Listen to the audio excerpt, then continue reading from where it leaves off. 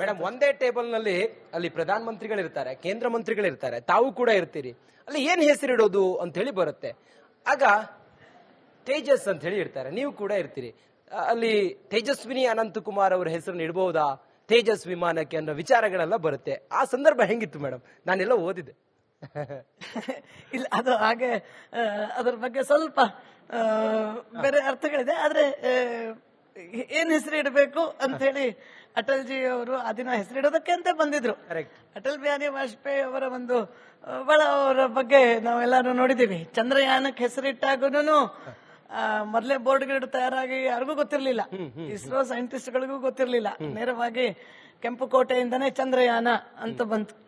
ಅದೇ ರೀತಿ ಯುದ್ಧ ವಿಮಾನಕ್ಕೆ ಹೆಸರು ಕೊಡ್ತಾ ಇದ್ದಾರೆ. ಪ್ರಧಾನಮಂತ್ರಿಗಳೇ ಬರ್ತಾರೆ. ಜಾರ್ಜ್ ಫರ್ನಾಂಡಿಸ್ ಅವರು ಅವಾಗ ಡಿಫೆನ್ಸ್ ಮಿನಿಸ್ಟರ್, ಅನಂತಕುಮಾರ್ ಅವರು ಏವಿಯೇಷನ್ ಮಿನಿಸ್ಟರ್ ಇದ್ದ ಸಂದರ್ಭದಲ್ಲಿ ಬರ್ತಾರೆ. ಹೆಸರೇನಿಡ್ತಾರೆ ಡಾಕ್ಟರ್ ಅಬ್ದುಲ್ ಕಲಾಂ ಅವ್ರಿಗೆ ಗೊತ್ತಿಲ್ಲ. ಅವ್ರಿಗೆ ಗೊತ್ತಿಲ್ಲ ಅಂದ್ಮೇಲೆ ಡಾಕ್ಟರ್ ಕೋಟಾ ಹರಿನಾರಾಯಣ ಅವರೇ ಇದರ ಒಂದು ಮುಖ್ಯ ವಿಜ್ಞಾನಿ, ಅವ್ರಿಗೂ ಗೊತ್ತಿಲ್ಲ. ನಾನು ಬಹಳ ಜೂನಿಯರ್ ಅವರೆಲ್ಲರಿಗಿಂತ. ನಾನು ಅಲ್ಲಿ ನಾವು 400 ಜನರಲ್ಲಿ ನಾನು ಒಬ್ಳು, ನಾನು 410 ನನ್ನ ಸೈಂಟಿಸ್ಟ್ ಲಿಸ್ಟ್ ಅಲ್ಲಿ. ಅಲ್ಲಿ ಒಟ್ಟು ಇರುವಂತವ್ರೆ 450 ವಿಜ್ಞಾನಿಗಳಿಗಿಂತ ಹೆಚ್ಚು ವಿಜ್ಞಾನಿಗಳು ಈ ಪ್ರಾಜೆಕ್ಟ್ ಅಲ್ಲಿ ಇರಬಾರ್ದು ಅನ್ನೋದೇ ಒಂದು ಅದೇ ತರದ ಡಿಸೈನ್ ಮಾಡಿದ್ರು. ಅದಕ್ಕೆ ಪ್ರತಿಯೊಂದು ವಿಷಯವನ್ನು ಬಹಳ ಅಚ್ಚುಕಟ್ಟಾಗಿ ಮಾಡಿದ್ದಕ್ಕೇನೆ ಇವತ್ತು ಒಂದು ಅತ್ಯುತ್ತಮ ವಿಮಾನ ಇವತ್ತು ಹಾರಾಟದಲ್ಲಿದೆ.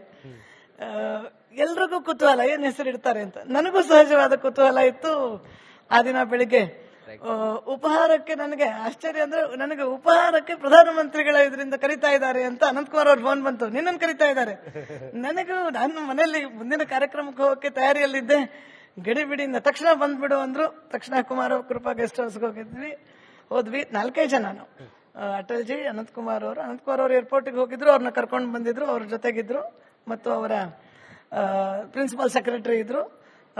4 ಜನ. ನನಗೂ ಭಯ. ಅವಾಗ ನನ್ನ ವಯಸ್ಸು ಇನ್ನು 34 ವರ್ಷ. ಆಮೇಲೆ ಕ್ಯಾ ನಾಮ್ ರಖಾ ಜಾಯ್ ಅಂತಂದ್ರು ನೋಡಿ. ಅದಕ್ಕೆ ನಾನೇನ್ ಹೇಳಿ, ಅನಂತಕುಮಾರ್ ಹೇಳಿದ್ರು, ಇಲ್ಲ ನಿಮ್ಮಿಂದನೇ ನಾವೆಲ್ಲರೂ ಇದರಿಂದ ಕುತೂಹಲದಿಂದ ಕಾಯ್ತಾ ಇದೀವಿ ಏನ್ ಹೆಸರು ಬರುತ್ತೆ ಅಂತ. ಆಮೇಲೆ ನನ್ನನ್ನು ನೋಡಿ ಹೇಳಿದ್ರು, ಎಷ್ಟು ವರ್ಷದಿಂದ ಯಾವ ವಿಭಾಗದಲ್ಲಿ ಕೆಲಸ ಮಾಡ್ತಾ ಇದ್ದೆ ಅಂತೆಲ್ಲ ಕೇಳಿದ್ರು. ಮತ್ತೆ ಕೆಲವೊಂದೆಲ್ಲ ವಿಮಾನದ ಬಗ್ಗೆ ಬೇರೆ ಬೇರೆ ವಿಷಯಗಳನ್ನ ಕೇಳಿದ್ರು. ಕಾರ್ಯಕ್ರಮಕ್ಕೆ ಬರ್ತಾ ಇದೀಯಾ ತಾನೆ ಅಂತಂದ್ರು.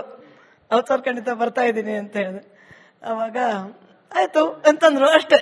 ಆಮೇಲೆ ಕಾರ್ಯಕ್ರಮದಲ್ಲಿ ಅಲ್ಲಿ ಭಾಷಣದಲ್ಲೇ ಅನೌನ್ಸು ಆಯ್ತು. ನನ್ನ ಸೌಭಾಗ್ಯ, ನನ್ನ ಹೆಸರಿನ ಒಂದು ಭಾಗ.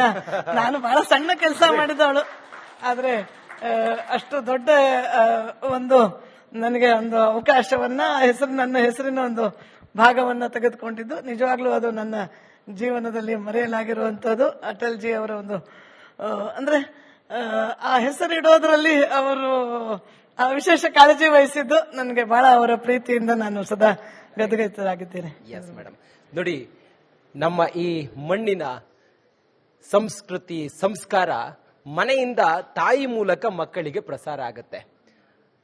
ಅದು ಇವತ್ತು ಅಷ್ಟು ಶ್ರೀಮಂತವಾಗಿದೆ. ನಮ್ಮ ನಾಡಿನ ಸಂಸ್ಕೃತಿ ಸಂಸ್ಕಾರ ಆಚಾರ ವಿಚಾರ ಎಲ್ಲವೂ ಕೂಡ. ಆ ತಾಯಿಯ ಪಾತ್ರ ಎಂತದ್ದು ಮೇಡಮ್ ಅದನ್ನ ಉಳಿಸುವಲ್ಲಿ? ಇದರ ಬಗ್ಗೆ ಅಂದ್ರೆ ವಿಶೇಷವಾಗಿ ನಮ್ಮ ಕನ್ನಡ ನಾಡಿನ ನಮ್ಮ ಮಹಿಳೆಯರು ತಾಯಿ ಮಾಡೋ ಪಾತ್ರ ಇವತ್ತು 108 ಸಮಸ್ಯೆಗಳಲ್ಲಿ ಮೊದಲಿರ್ತಿದ್ವಿ, ಇಲ್ಲ ಅಂತಲ್ಲ, ಇವತ್ತು ಇನ್ನೂ ಹೆಚ್ಚು ಸಮಸ್ಯೆಗಳು ಕಾಣ್ತಾ ಇದೆ. ಪರಿಸರದ ಬಗ್ಗೆ ಇರ್ಬೋದು, ನಮ್ಮ ಸಂಸ್ಕೃತಿ ಮೇಲೆ ಆಗ್ತಿರೋ ಆಘಾತದ ಬಗ್ಗೆ ಇರ್ಬೋದು, ಭಯೋತ್ಪಾದನೆ ಇರ್ಬೋದು, ಯುದ್ಧಗಳು, ಇವೆಲ್ಲವನ್ನು ನೋಡ್ತಾ ಇದ್ದಾಗ ಇನ್ನೊಂದು ಕಡೆ ಈ ಸ್ವಾತಂತ್ರ್ಯ ಬಗ್ಗೆ, ಎಂಪವರ್ ಬಗ್ಗೆ, ವಿಮೆನ್ ಎಂಪವರ್ಮೆಂಟ್ ಬಗ್ಗೆ ಚರ್ಚೆ ಮಾಡ್ತಾ ಇರ್ತೀವಿ. ಮಹಿಳೆಯರ ಮೇಲೆ ಆಗ್ತಿರುವಂತಹ ಇವತ್ತಿಗೂ ಆಗ್ತಾ ಇದೆ ಅಲ್ಲಪ್ಪ ಅಂತ ಹೇಳಿ ಕೆಲವೊಂದ್ಸಲ ನಾವು ಪತ್ರಿಕೆಯಲ್ಲಿ ಓದ್ತಾ ಇದ್ದಾಗ ಇಷ್ಟೆಲ್ಲ ಮಾಡಿದ್ರು ಇವತ್ತಿಗೂ ಈ ತರದ ಸಮಸ್ಯೆಗಳನ್ನ ನಾವು ಇನ್ನೂ ಓದಬೇಕಾ, ಇನ್ನೂ ನೋಡ್ಬೇಕಾ ಅನ್ನೋದನ್ನು ಇದು ಬರುತ್ತೆ. ಆದ್ರೆ ಇನ್ನೊಂದು ಕಡೆ ನಮ್ಮ ಕರ್ನಾಟಕದ ಇತಿಹಾಸವನ್ನು ಸರಿಯಾಗಿ ನಾವು ನೋಡಿದ್ರೆ ಈ ನಾಡಿನಲ್ಲಿ ಅಕ್ಕ ಮಹಾದೇವಿಯವರು ಮಹಿಳಾ ಸ್ವಾತಂತ್ರ್ಯದ ಬಗ್ಗೆ ಆಕೆ ನೋಡಿ ಅವತ್ತಿನ ದಿನದಲ್ಲಿ ಅವರೇನು ಅವ್ರ ಯಜಮಾನರು ಅವ್ರ ಮೇಲೆ ದಬ್ಬಾಳಿಕೆ ಮಾಡಿದ್ರು ಅಂತ ಮನೆ ಬಿಟ್ಟವರಲ್ಲ, ಒಂದು ಉತ್ತಮ ಸಂಸಾರ ಇದ್ದವ್ರೆ. ಆದ್ರೆ ಆಕೆಗೆ ಅವಳದೇ ಆದ ಒಂದು ಸ್ವಾತಂತ್ರ್ಯ ಬೇಕಾಗಿತ್ತು. ಅವಳದೇ ಆದ ಕೆಲವೊಂದು ವಿಚಾರವನ್ನ ತೆಗೆದುಕೊಂಡು ಆಕೆ ಮನೆ ಬಿಟ್ಟು ಹೋದ್ಲು. ಯಾವಾಗ 12ನೇ ಶತಮಾನದಲ್ಲಿ ಆಕೆ ಅನುಭವ ಮಂಟಪದ ಒಬ್ಬ ಸದಸ್ಯಳಾಗಿ ತನ್ನ ವಿಚಾರವನ್ನು ಮುಂದಿಟ್ಲು, ದೇಶ ಪರ್ಯಟನೆ ಮಾಡಿದ್ರು, ಜನರು ಮುಂದಿಟ್ಲು.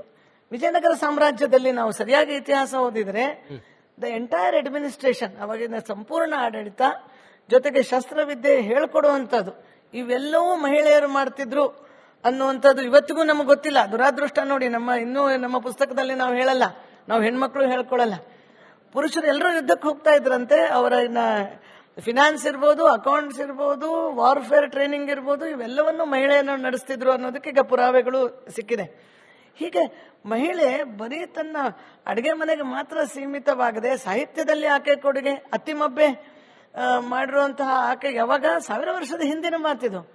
ಹೀಗೆ ಇವತ್ತಿನ ದಿನದಲ್ಲೂ ಎಲ್ಲ ಕ್ಷೇತ್ರದಲ್ಲೂ ಮಹಿಳೆಯರು ಇದ್ದಾಗ ನನಗನ್ಸುತ್ತೆ ಇವತ್ತು ಒಬ್ಬ ತಾಯಿಯಾಗಿ, ಒಬ್ಬ ಮಹಿಳೆಯಾಗಿ ಇನ್ನೂ ದೊಡ್ಡ ಜವಾಬ್ದಾರಿಯನ್ನ ಆಕೆ ಇವತ್ತೇನು ಈ ಎಲ್ಲ ಸಮಸ್ಯೆಗಳಿಗೆ ಉತ್ತರ ವೈಯಕ್ತಿಕವಾಗಿ ಪ್ರತಿಯೊಬ್ಬರೂ ತಮ್ಮ ಚೌಕಟ್ಟಿನಲ್ಲಿ ತಾನೇನು ಮಾಡಬಹುದು, ಅವನೇನು ಮಾಡಲಿಲ್ಲ, ಇದೇನಾಗ್ಲಿಲ್ಲ, ಇದ್ಯಾಕೆ ಹೀಗಾಗ್ತದೆ ಅನ್ನೋದಕ್ಕಿಂತ ನಾನು ನಂಬಿದವಳು ನಾನೇನು ಮಾಡಬಹುದು.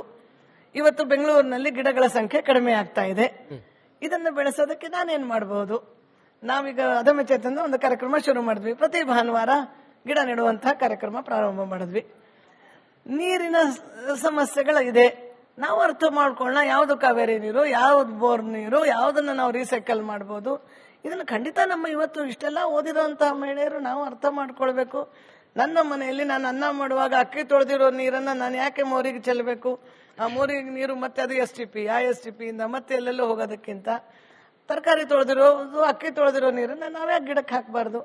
ಅಲ್ಲಿಂದ ಪ್ರಾರಂಭ ಮಾಡಿಕೊಂಡು ಬಹಳಷ್ಟು ಕೆಲಸಗಳನ್ನ ಒಬ್ಬ ತಾಯಿ ತನ್ನ ಅಡುಗೆ ಮನೆಯಿಂದ ಶುರು ಮಾಡಿಕೊಂಡು ಬರೀ ಅಡುಗೆ ಮನೆಗೆ ಸೀಮಿತವಾಗದೆ ಆಕೆಯ ಒಂದು ಅವಕಾಶಗಳನ್ನ ಮತ್ತು ಆಕೆ ಬುದ್ಧಿಮತ್ತೆಯನ್ನ ಎಲ್ಲ ಕ್ಷೇತ್ರಗಳಲ್ಲೂ ಬೆಳೆಸಬಹುದು ಅಂತ ನನಗನ್ಸುತ್ತೆ. ಮೇಡಮ್, ಹೆಣ್ಣು ಅಂತೇಳಿ ಹೇಳಿದಾಗ ಈ ಸಮಾಜ ಆ ಹೆಣ್ಣಿಗೆ ಒಂದು ಜವಾಬ್ದಾರಿಯನ್ನು ನೋಡುತ್ತೆ, ಆಕೆಯನ್ನ ಒಂದು ಹೊಣೆಗಾರಿಕೆಯಿಂದ ನೋಡುತ್ತೆ. ಗಂಡಾದ್ರೂ ತಪ್ಪು ಮಾಡಬಹುದು, ಆದ್ರೆ ಹೆಣ್ಣು ತಪ್ಪು ಮಾಡಬಾರ್ದು ಅನ್ನುವ ಒಂದು ಭಾವನೆಯಿಂದ ನೋಡುತ್ತೆ. ಇಂಥ ಎಲ್ಲಾ ಸಮಯದಲ್ಲೂ ಕೂಡ ಸಮಾಜ ಕಟ್ಟುವ ಆ ಒಂದು ಕೆಲಸದಲ್ಲಿ ಆ ಹೆಣ್ಣಿನ ಪಾತ್ರ ಎಷ್ಟಿರಬೇಕು ಮೇಡಮ್? ಈ ಹೊಣೆಗಾರಿಕೆ ನೀವೇನು ಹೇಳಿದ್ರಲ್ಲ, ಸಮಾಜ ನೋಡು ಹೊಣೆಗಾರಿಕೆ, ನನ್ಗನ್ಸುತ್ತೆ ಈ ಹೊಣೆಗಾರಿಕೆ ಒಂದು ಅವಕಾಶ. ಈ ಹೊಣೆಗಾರಿಕೆಯನ್ನ ಸಮರ್ಥವಾಗಿ ನಿಭಾಯಿಸಿ ತೋರಿಸಿದಾಗ ನಮ್ಮಲ್ಲಿರುವಂತಹ ಅಂತಃಶಕ್ತಿ ಹೊರಗಡೆ ಬರ್ತದೆ. ಈ ಒಂದು ಶ್ಲೋಕ ಇದೆ, ಕ್ರಿಯಾ ಸಿದ್ಧಿ ಸತ್ವೇ ಭವತಿ ಬಹತಾಂ ನೋಪಕರಣೆ ಅಂತ.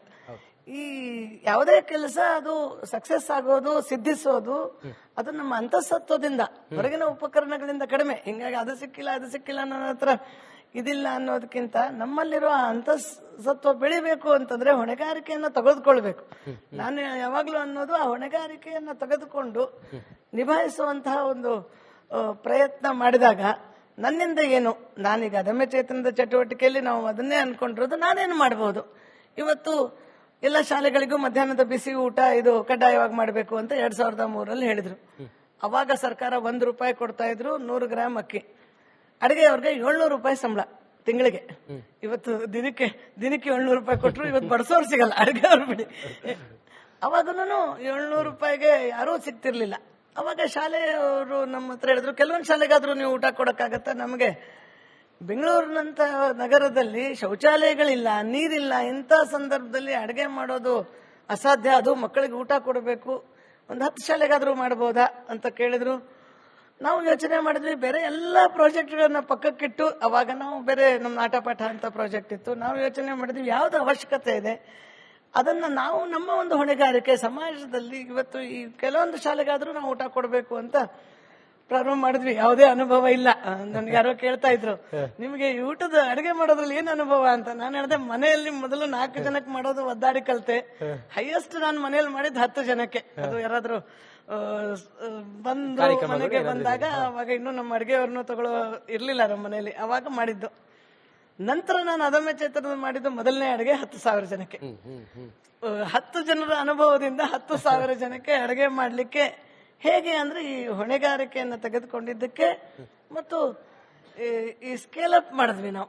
ನಾನು ಇಂಜಿನಿಯರಿಂಗ್ ಅಲ್ಲಿ ಕಲಿತೆ, ಅದಕ್ಕೆ ನಾನು ಯಾವಾಗ್ಲೂ ಹೇಳ್ತಿರ್ತೀನಿ, cooking is not just art, it is an engineering ಅಂತ ನಾನು ಹೇಳ್ತೀನಿ. ಅದನ್ನ ಇಂಜಿನಿಯರಿಂಗ್ ಆಗಿನೇ ನೋಡಿದ್ದಕ್ಕೆ ಇವತ್ತು ಆ ಪ್ರೊಸೆಸ್ ಅನ್ನ ಡಿಫೈನ್ ಮಾಡಿದ್ವಿ. ಇದಾದ್ಮೇಲೆ ಇದು ಅಂತ ಮಾಡೋದನ್ನ ಯೋಚನೆ ಮಾಡಿದ್ವಿ, ಯೋಜನೆನೂ ಮಾಡಿದ್ವಿ, ಅನುಷ್ಠಾನ ತೆಗೆದುಕೊಂಡು ಬಂದ್ವಿ.